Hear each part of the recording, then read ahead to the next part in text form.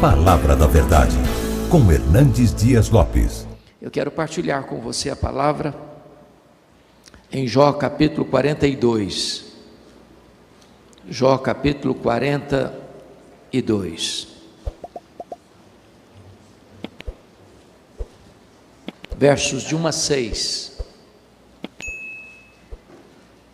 Esse texto, Jó 42, de 1 a 6, diz assim: Então respondeu Jó ao Senhor: Bem sei que tudo podes, e nenhum dos teus planos pode ser frustrado.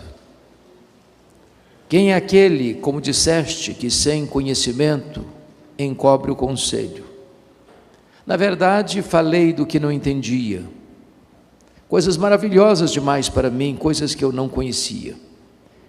Escuta-me, pois, havias dito, e eu falarei, e te perguntarei, e tu me ensinarás. Eu te conhecia só de ouvir, mas agora os meus olhos te veem.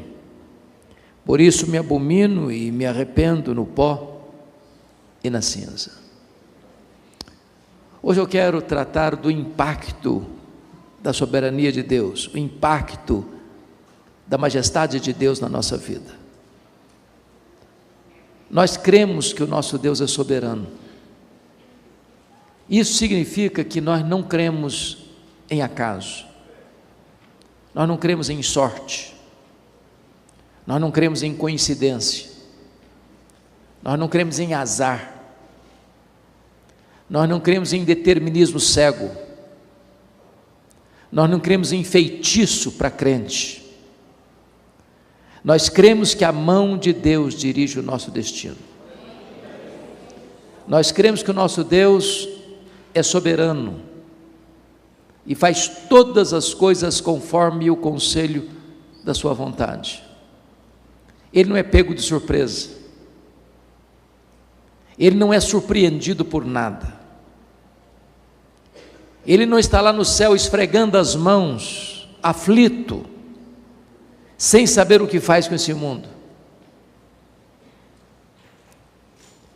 Ele cuida de você, ele sustenta você, ele quem dá a você a vida, a respiração e tudo mais. Nele vivemos, nos movemos e existimos. Talvez nenhuma outra vida na história bíblica ou na história da humanidade podemos encontrar de maneira tão eloquente a soberania de Deus como na vida de Jó. Vocês conhecem essa história. Esse homem que foi um patriarca, que viveu em priscas eras há tanto tempo. Deus disse acerca dele o que não disse acerca da maioria de nós. Observaste o meu servo Jó? Não há ninguém na terra semelhante a ele. Homem íntegro, reto, temente a Deus, que se desvia do mal. Isso não é uma opinião, nem é um elogio por alguém bajulador. Essas palavras são palavras do próprio Deus. Deus não tem uma opinião a seu respeito, Deus tem o diagnóstico. E por isso diz a Bíblia que Satanás insinuou para o próprio Deus que Jó só servia a Deus por interesse, que religião na vida de Jó era um negócio, que se Deus tirasse o que havia dado para Jó, o Jó adorador transformar-se-ia num Jó blasfemador. Deus havia dado para Jó riquezas, Deus havia dado para Jó família, Deus havia dado para Jó saúde, Deus havia dado para Jó amizades verdadeiras. E Satanás disse para Deus: toca no que ele tem, e verás se não blasfema contra ti na tua face. Toca nos seus ossos, toca na sua carne, e verás que ele tornar-se um blasfemador. E diz a Bíblia que Deus permite que Satanás prove Jó. E Satanás só pode provar Jó porque Deus permite. Satanás não pode ir 1 centímetro a mais na sua vida sem a permissão divina. Quem controla a sua vida não é Satanás, é Deus. A sua vida está nas mãos de Deus. Você está guardado nas mãos de Jesus. Mas Deus queria mostrar para a história, para os pósteros, para você e para mim, que é possível alguém amar mais a Deus do que o dinheiro, do que a família e do que a si mesmo. E Jó enfrenta uma tempestade terrível, quando ele vai à falência, quando ele tem a dor mais avassaladora que um ser humano pode passar na vida, sepultar os próprios filhos. Quando ele perde a saúde, e o seu corpo vira uma carcaça humana, uma chaga viva, uma ferida aberta. Quando o seu casamento, nas agruras mais profundas da alma, entra em rota de colisão, e a sua mulher ordena-o amaldiçoar a Deus e morrer. Quando ele lida com a incompreensão dos seus amigos, que assacam contra ele pesados libelos acusatórios, e esse homem vai para o fundo do poço. Esse homem perde tudo: bens, saúde, enterra os filhos, enfrenta uma crise no casamento e a acusação dos seus amigos. Só uma coisa esse homem não perdeu: foi a sua confiança em Deus. Ele arranca do peito um brado de esperança quando diz: mas uma coisa eu sei, é que o meu Redentor vive. Eu verei o meu Redentor. Podemos passar provas na vida, e eu não tenho dúvidas de que esta igreja, nessa jornada de 25 anos, também passou lutas. Famílias aqui passaram lutas. Mas o Deus a quem servimos é maior que nossas lutas. O Deus a quem servimos nos assiste em nossas fraquezas. O Deus a quem servimos reverte diagnósticos sombrios, como ouvimos o testemunho aqui nesta noite. E então, Jó, enfrentando tantas dores, ele pergunta para Deus 16 vezes por que ele está sofrendo. Ele se queixa contra Deus 34 vezes. E nem sempre Deus explica porque passamos pelos vales da vida. Mas depois que Jó expressa a sua fé, Deus rompe o silêncio,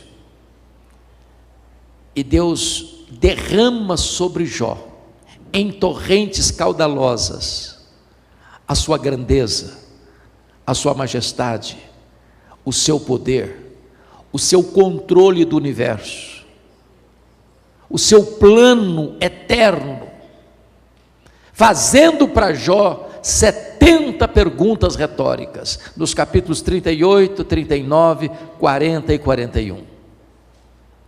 Esses 4 capítulos são compostos de perguntas e perguntas e perguntas e perguntas que retratam a grandeza de Deus, a majestade de Deus, a soberania de Deus, o controle de Deus de todo o universo. Não existe acaso, não existe coincidência, não existe azar, não existe sorte. Esse universo está controlado e governado pelo Deus Todo-Poderoso. E quando Jó é como que confrontado, ou até mesmo esmagado, debaixo da glória de Deus, da Shekinah de Deus, da majestade de Deus, da manifestação soberana de Deus, ele vai descobrir verdades tão benditas, que vão não só impactar a sua vida, mas transformá-la profundamente. E que verdades são essas? Confira comigo, por favor. Em primeiro lugar, no versículo 2, ele vai dizer: então Jó respondeu ao Senhor: bem sei que tudo podes.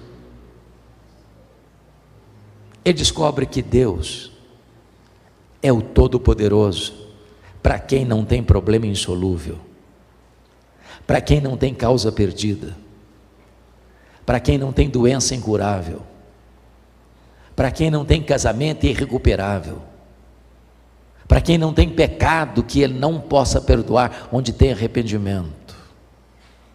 Deus não conhece derrota, Deus não conhece fracasso, Deus não conhece impossibilidades, Ele tudo pode. Você e eu temos impossibilidades intransponíveis, somos tão frágeis, somos tão fraquinhos, somos tão limitados. Eu fico impressionado, porque quando você olha a literatura hoje, nos livros que são publicados, dezenas e dezenas diariamente, a grande maioria desses livros são livros de autoajuda, são livros que fazem cócegas no seu egoísmo, na sua vaidade, dizendo que você é forte, que você tem a força, que você tem o poder, que você é um gigante adormecido, que basta fazer cócegas no seu interior, que você se levantará como um gigante, que há poder nas suas palavras. Quando eu me volto para a Bíblia, eu descubro exatamente o contrário.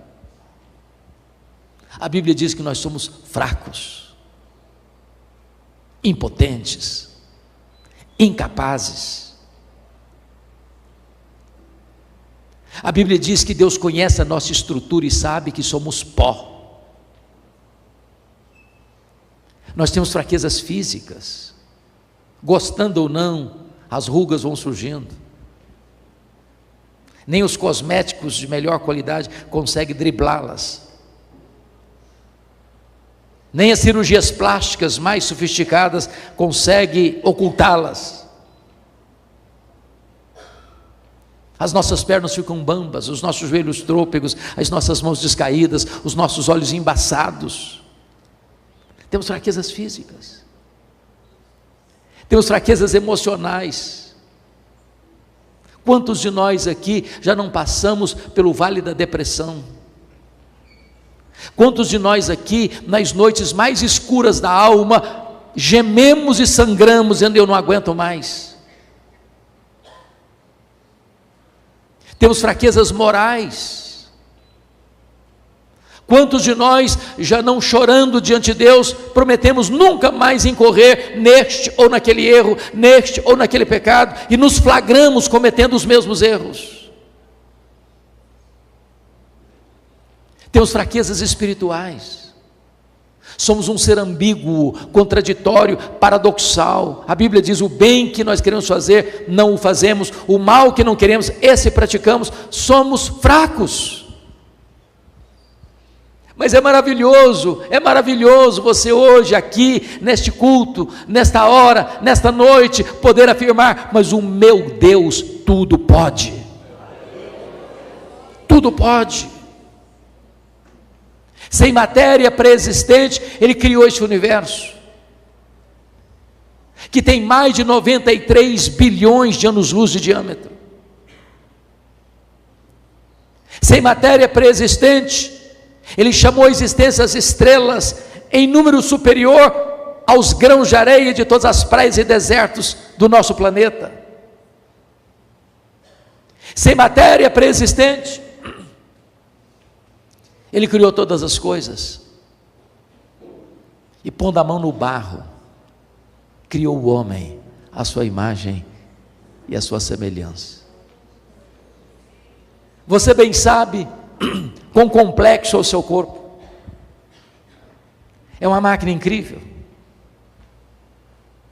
Você tem no seu corpo mais de 60 trilhões de células vivas. Você tem no seu corpo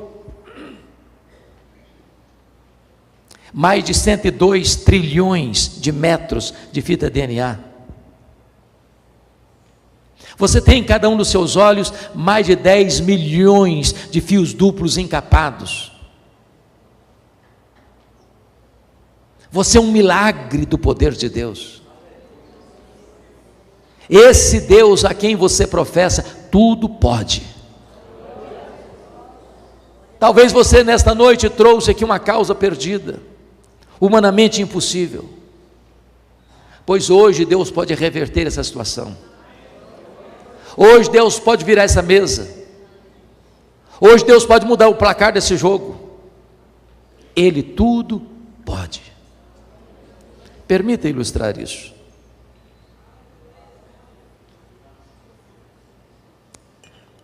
Um pai caminhava com seu filho pequeno pelas ruas da cidade, quando o filho lhe faz uma pergunta. Até parece que as crianças fizeram um curso de pós-doutorado em perguntas difíceis. O menino pergunta para o pai assim: papai, qual é o tamanho de Deus?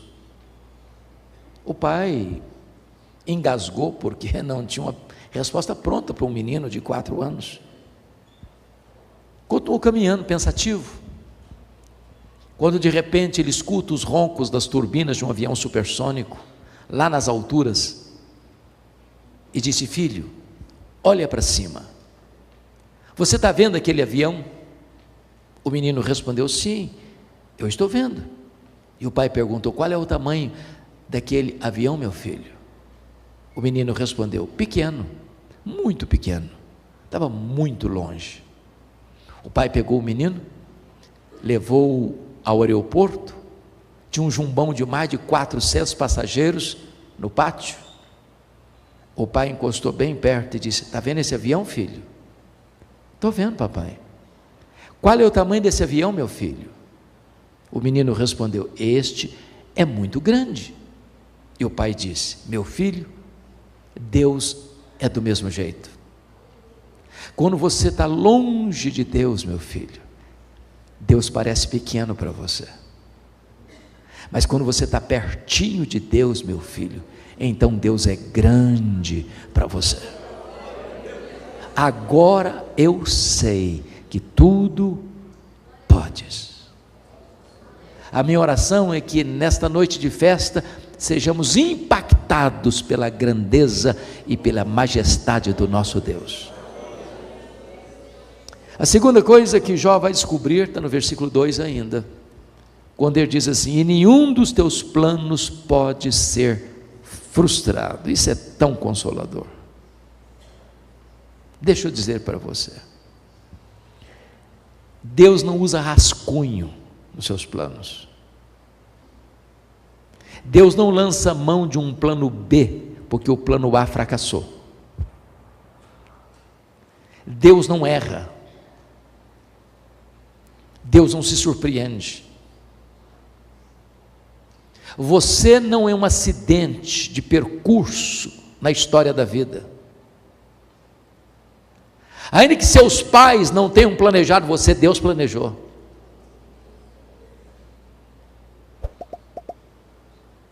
Nenhum dos planos de Deus pode ser frustrado.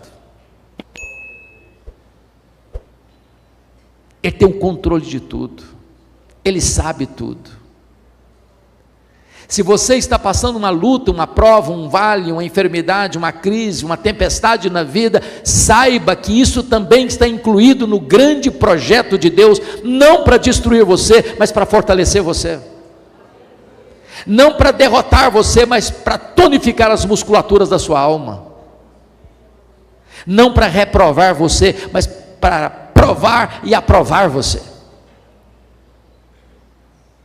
Nenhum dos teus planos pode ser frustrado. Então sua vida não está solta, o léu, jogado de um lado para o outro ao sabor das circunstâncias. A sua vida está nas mãos daquele que está sentado no trono e conduz a história ao seu destino final. A terceira coisa que Jó vai destacar, porque ele foi impactado pela majestade de Deus, pela soberania de Deus, Está aí no versículo 3, quando ele diz: na verdade eu falei do que eu não entendia, coisas maravilhosas demais para mim, coisas que eu não conhecia. Ele reconhece a sua profunda limitação. Isso me ensina muito, porque se você ler o livro de Jó numa sentada só, você vai perceber que ele, sofrendo tantos reveses na vida, ele não ficou como um estoico, com os dentes trincados, calado. Ele falou muito, ele perguntou, ele se defendeu, ele se queixou. E quando você está doído, quando você está machucado, quando você se sente esmagado pelas circunstâncias da vida, a tendência nossa são duas: ou calamos ou falamos, e falamos muito. E quando falamos muito, corremos o risco de falar o que não entendemos. E de repente Deus começa a se manifestar a Jó, derramando sobre ele a luz da sua grandeza, da sua majestade. E Deus foi revelando a Jó perguntas retóricas: onde estavas tu, Jó, quando eu lançava os fundamentos da terra? Onde estavas tu, Jó, quando eu espalhava as estrelas no firmamento? Onde estavas tu, Jó, quando eu impedia que o mar invadisse a terra e colocava limite para o mar? Onde estavas tu, Jó? E ele botou a mão na boca e disse: meu Deus, quanta coisa eu falei sem saber. Sabe qual a lição que eu aprendo aqui? Que o sábio é aquele que sabe que quase nada sabe. Porque o que você não sabe é muito maior que o que você sabe. Então, quando você encontra uma pessoa muito sabichona, que fica arrotando o conhecimento, você está perto de uma pessoa que não sabe quase nada. Porque quem sabe não faz propaganda. É lata vazia que faz barulho. Eu fui criado na região rural e aprendi uma coisa muito curiosa na lavoura. Quando você vai colher uma roça de milho, existe uma diferença entre a espiga boa, granada, e a espiga que chama-se restolho, pequena, que só tem sabugo e palha e sabugo, não tem nada, xoxa. O que é curioso é que a espiga boa, quando ela está na hora de colher, ela se dobra. O restolho nunca se dobra, fica empinadinho. Quando você encontra uma pessoa muito empinadinha, pode saber, é restolho, só tem palha e sabugo. Porque, com respeito a Deus, quanto mais você conhece a Deus, mais humilde você é. Quanto mais alto você quer subir, mais escravo de todos você deve ser. O próprio Rei da Glória diz: entre vós, eu sou aquele que serve. Então, conhecer a Deus é calçar as sandálias da humildade. A quarta coisa que esse homem descobre, que marca a vida dele para sempre, está no versículo de número 5, quando ele diz: eu te conhecia só de ouvir, mas agora os meus olhos te veem. E eu acho, a princípio, essa afirmação contraditória com a declaração de Deus acerca dele. Não há ninguém na terra semelhante a ele, homem íntegro, reto, temente a Deus, que se desvia do mal. E esse homem agora vai dizer que conhecia a Deus só de ouvir. Como é que você entende isso? E aqui está, irmãos, para mim, a essência da própria salvação, da própria vida eterna. Me permita uma pergunta: você conhece a Deus? Quanto você conhece a Deus? Quanto? Como aquele cidadão que nunca tinha visto o mar, fez uma viagem para o litoral. Quando ele avistou o mar, ele ficou tão entusiasmado que ele exclamou: agora eu conheço o mar. Aproxima-se dele um marujo, com a pele tostada de sol e sal, e ele diz: eu também conheço o mar. Qual era a diferença entre eles? Sabe o que Jesus disse na oração sacerdotal? João 17,3: e a vida eterna é esta, conhecer a Deus e a Jesus Cristo, a quem enviaste. Você sabia que a própria essência da salvação, a própria essência da vida eterna é conhecer a Deus? Portanto, quando nós estivermos no céu, depois que Jesus voltar em majestade e glória e nos levar para a casa do Pai, e nós estivermos lá 1 milhão de anos, sabe o que nós vamos fazer lá? Nós vamos estar conhecendo a Deus. Quando passarmos lá 1 bilhão de anos, o que faremos lá? Nós vamos estar conhecendo a Deus. Jamais haverá um dia, se eu posso falar de dia na eternidade, onde você possa dizer, agora eu conheço tudo de Deus, não tem mais nada para conhecer. Não, Deus é inesgotável em seu ser. E significa que o céu não vai ser monótono, o céu não vai ser colocar a vida no piloto automático, e agora não tem mais nada para conhecer, virou rotina. Não, o céu é dinâmico, porque você vai conhecer a Deus, você vai amar a Deus, você vai fruir a Deus, você vai glorificar a Deus, você vai trabalhar para Deus, você vai contemplar a face de Deus em Cristo Jesus, e nunca vai esgotar o conhecimento de Deus. É deleite e mais deleite eternamente. Mas a última coisa que este homem descobre, está no versículo 6, ele diz, por isso eu me abomino e me arrependo no pó e na cinza. E parece-nos que é mais uma vez contraditório, porque essa não é uma confissão normal na boca de um crente. Eu me abomino, eu me arrependo, e eu me arrependo no pó e na cinza. Ficaríamos chocados em ouvirmos uma confissão dessa de um irmão da igreja, ou de um líder da igreja. Como entender isso? E a resposta é: as pessoas que mais choram, mais sofrem, mais confessam seus pecados, não são as pessoas que mais pecam, são as pessoas que mais perto de Deus andam. Quem está longe de Deus, nem consciência de pecado tem. Mas quando você está perto da luz, a sua atitude e a sua reação é a de Isaías: ai de mim, Senhor, estou perdido. É a reação de Jó: eu me abomino no pó e na cinza. É a reação de Pedro: afasta de mim, Senhor, eu sou um pecador. É a reação de Paulo: miserável homem que eu sou. É a reação de João na ilha de Patmos: cair como um morto aos seus pés. No dia que você encontrar um crente, que sempre que encontrar-se com você, vai rasgar elogios a si mesmo, pode ter certeza, você está perto de alguém que está longe de Deus. Não dá para você estar na presença daquele que é santo, santo, santo, com o narizinho empinado, com o peito estufado, diante de Deus. Humildade. Mas eu quero concluir dizendo para você que, diante dessa postura de Jó, ele tinha um problema sério ainda para resolver. Um problema pessoal. Porque os amigos o acusaram de ladrão, de adúltero, de louco. E eu fico imaginando, quando Jó se defende, o que tem no coração dele. Porque eu pergunto a você: como é que você reage quando alguém fala mal de você? Ou você já chegou naquele estágio espiritual que ninguém mais fala mal de você? Você fica feliz? Você pula de alegria?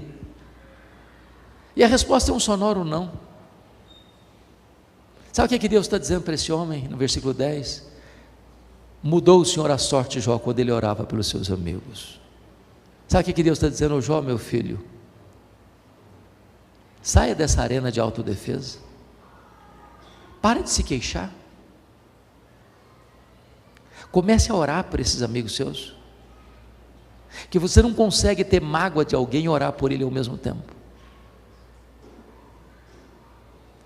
Quem sabe você veio aqui hoje, você está estremecido com alguém, você está machucado porque alguém falou mal de você ou fez mal a você.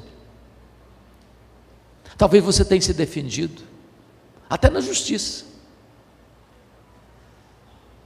E Deus está dizendo para você nesta noite: entre na brecha da intercessão. Ore por essas pessoas. E quando você ora por alguém, Deus vai mudar a sua própria vida. É você que Deus vai tratar. E este Deus que é soberano, que tem o controle do universo nas mãos, é também o Deus da restauração e da restituição. Porque as 5 áreas que Satanás tentou destruir na vida dele, Deus restaurou todas elas. Primeiro, Deus restaurou a saúde. Versículo 16 diz que Deus deu para Jó mais 140 anos. Como ouvimos aqui hoje, a última palavra não é da ciência. A última palavra não é da medicina. O Deus a quem servimos não é apenas o Deus El Shaddai, é também o Senhor Jeová Rafá. Ele é o Deus que cura. Ele é o Deus que cura. Segundo lugar, diz a Bíblia que Deus restaura, versículo 10, versículo 12, Deus restaura os bens de Jó, as riquezas de Jó, e ele passa a ser duplamente mais rico do que era. Eu quero dizer para você nesta noite que Deus é o Deus da restituição. Deus é o Deus que pode devolver aquilo que você perdeu nos seus negócios. Deus é o Deus que pode reerguer a sua empresa. Deus é o Deus que pode devolver a você aquilo que financeiramente você sofreu prejuízo. Deus é o Deus da restituição. Mas em terceiro lugar, Deus restaurou os amigos de Jó, versículos 7 e 8. E eu acho isso maravilhoso, porque Deus disse para os amigos de Jó assim: olha, vocês criticaram Jó, mas Jó é mais justo do que vocês, e agora vocês vão ter que ir lá em Jó, para Jó orar por vocês, porque é a oração de Jó que eu vou ouvir para restaurar a vida de vocês. Sabe o que significa isso? Você não precisa se defender, você precisa andar com Deus, porque quando você anda com Deus, Deus defende você. Quando você anda com Deus, quem criticou você vai ter que voltar a você e mudar de opinião a seu respeito. A quarta área que Deus restaurou foi o casamento. Eu escuto alguns críticos ou alguns comentaristas até que dizem que Jó casou com outra mulher. A Bíblia não diz. Eu não tenho autoridade de afirmar que ele se casou com outra mulher, quando a Bíblia não diz que ele casou com outra mulher. Portanto, ele deve ter restaurado o casamento dele. E eu quero dizer para você nesta noite que Deus é especialista em pegar vasos quebrados e fazer vasos novos. Deus é especialista em pegar gente machucada e ferida, e tratar dessas pessoas, e restaurar o sentimento, e restaurar o amor, e dar espírito de perdão, e dar possibilidade de um recomeço para a glória de Deus, porque o vinho de Jesus é melhor que o vinho antigo. Quando Jesus faz um milagre no seu casamento, o melhor sempre vem depois. E a última área que Deus restaurou foram os filhos. Ele tinha 10 filhos antes, e tem 10 filhos agora. Deus deu tudo em dobro, tudo em dobro. Porque quando um filho morre, se você está falando de uma família de Deus, e a família de Jó era uma família de Deus, você não perde. Não é adequado nós afirmarmos: eu perdi meu pai, eu perdi minha mãe, eu perdi meu filho, eu perdi minha filha. Não é uma linguagem correta para nós. Você perde alguém quando você não sabe onde está e com quem está. Jó tem 10 filhos no céu, Jó tem 10 filhos na terra. Deus restaurou completamente. A intenção de Satanás era colocar Jó longe de Deus. O que ele conseguiu foi colocar Jó mais perto de Deus, porque os planos de Deus não podem ser frustrados. Deus trouxe a El Shaddai até aqui, foram 25 anos. O mesmo Deus conduzirá essa igreja até que Jesus volte. E a nossa oração é que o melhor daquilo que El Shaddai já viveu até hoje sejam medidas mínimas do que Deus vai fazer nesta igreja, por esta igreja e através desta igreja daqui para frente. Parabéns, El Shaddai. Deus abençoe profundamente a todos vocês.